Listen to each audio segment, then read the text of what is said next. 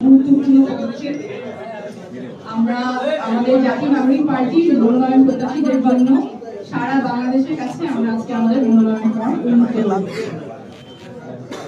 আপনারা জানেন যে আমাদের রাজনৈতিক প্রেক্ষাপটে রাজনীতিটা আটকে ছিল অল্প কিছু মানুষের মধ্যে। সাধারণত এলাকায় যিনি খুব সৎ, খুব যোগ্য, জনপ্রতিনিধি হিসেবে কাজ করতে পারেন, অনেক কারণেই তারা সামনে আসতে পারেনি।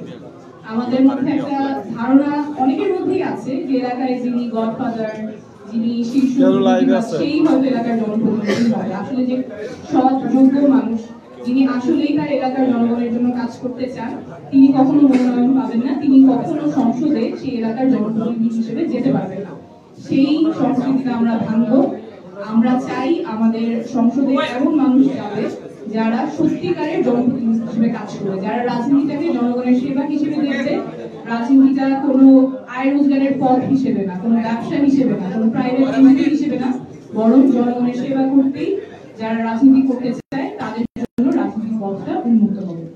সেই উদ্দেশ্যে আমরা আজকে নির্বাচন পরিচালনা কমিটি থেকে প্রেস ব্রিফিং এর 3টা মাধ্যমে আমাদের মনোনয়ন সংগ্রহ করতে পারবেন এবং আমাদের আহ্বান থাকবে আপনাদের যারা আজকে প্রেস ব্রিফিং দেখছেন, পরবর্তীতে দেখবেন, আপনাদের এলাকার যে মানুষটা সবচেয়ে সৎ, সবচেয়ে যোগ্য, আপনাদের কথা সংসদে তুলে ধরতে পারবেন, তাকে উদ্বুদ্ধ করবেন আমাদের মনোনয়ন ফর্ম সংগ্রহ করার জন্য। জাতীয় নাগরিক পার্টির পক্ষ থেকে এটা কমিটমেন্ট, সবচেয়ে যোগ্য প্রার্থীটাকেই আমরা মনোনয়ন দিব। সাধারণত যেভাবে হয়ে আসছে মনোনয়নের ক্ষেত্রে প্রক্রিয়া অস্বচ্ছ থাকে, অনেক ধরনের বাণিজ্য চলে, সেই সংস্কৃতি আমরা ভাঙবো। একদম স্বচ্ছ প্রক্রিয়ার সবচেয়ে যোগ্য মানুষটাকে আমরা মনোনয়ন প্রক্রিয়ায় অন্তর্ভুক্ত করব। এখন প্রক্রিয়াটাতে চলে আসি। 3 ধরনের প্রক্রিয়ায় মনোনয়ন ফর্ম সংগ্রহ করা যাবে। প্রথমটা হচ্ছে আমাদের যে কেন্দ্রীয় কার্যালয়, সেখানে এসে ফর্ম পূরণ করে মনোনয়ন সংগ্রহ করা যাবে। দ্বিতীয়টা হচ্ছে অনলাইনের মাধ্যমে আমাদের ওয়েবসাইটে গেলে যে কেউ এই ফর্মটা পূরণ করতে পারবেন। আমি ডোমেইনটা বলে দিচ্ছি, nomination nomination.ncppt.org। এটা লাইভ আছে, এখনই যে কেউ গিয়ে এখানে আমাদের মনোনয়ন ফর্মটা পূরণ করতে পারবেন। আপনারা স্ক্রিনে দেখতে পাচ্ছেন, খুব সিম্পল কিছু তথ্য দিয়ে মনোনয়ন ফর্মটা আপনারা ফিল আপ করতে পারবেন। ব্যক্তিগত তথ্য, নাম, ঠিকানা, মাতার নাম, কোন নির্বাচনী এলাকা, রাজনৈতিক তথ্য, পূর্বে কোনো রাজনৈতিক সংগঠনের সাথে যুক্ত ছিলেন কিনা, সামাজিক কার্যক্রমের সাথে যুক্ত ছিলেন কিনা, দলীয় সম্পর্কটা কি, এবং এরপরে নৈতিকতা সংস্কারের কিছু প্রশ্ন, রাজনীতি বলতে কি মনে করে, এবং শেষে রাজনৈতিক স্থিতি এবং একটা। তো 2 ধরনের প্রক্রিয়ার কথা বললাম। একটা হচ্ছে আমাদের যে কেন্দ্রীয় কার্যালয়, এখন যেখানে প্রেস কনফারেন্সটা হচ্ছে, সেখানে এসে মনোনয়ন পত্র জমা দিতে পারবেন। অনলাইনে যে কেউ ঘরে বসে মনোনয়ন পত্র জমা দিতে পারবেন। আর 3 নম্বর পদ্ধতিটা হচ্ছে আমাদের যে মুখ্য সংগঠক আছে, জনাব হাসান আব্দুল্লাহ, সার্জিস আলম, আমাদের উত্তরাঞ্চল এবং দক্ষিণাঞ্চলের মুখ্য সংগঠক, এবং আমাদের 10 জন বিভাগীয় সাংগঠনিক সম্পাদক আছে, তাদের মাধ্যমে আপনারা মনোনয়নটা জমা দিতে পারবেন। আমি বিভাগীয় সাংগঠনিক সম্পাদকদের নামগুলো বলে দিচ্ছি।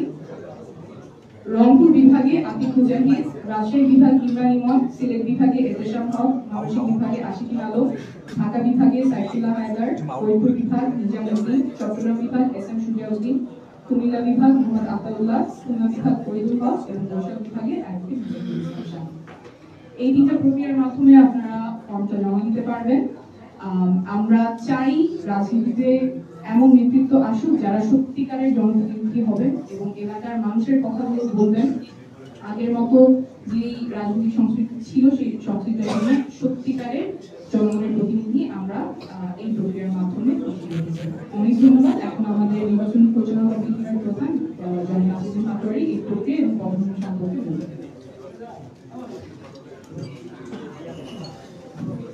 আসসালামু আলাইকুম প্রিয় সাংবাদিকবৃন্দ এবং দেশবাসী যারা দেখছেন এবং আমাদের সহকর্মীবৃন্দ যারা দিনরাত পরিশ্রম করে যাচ্ছেন।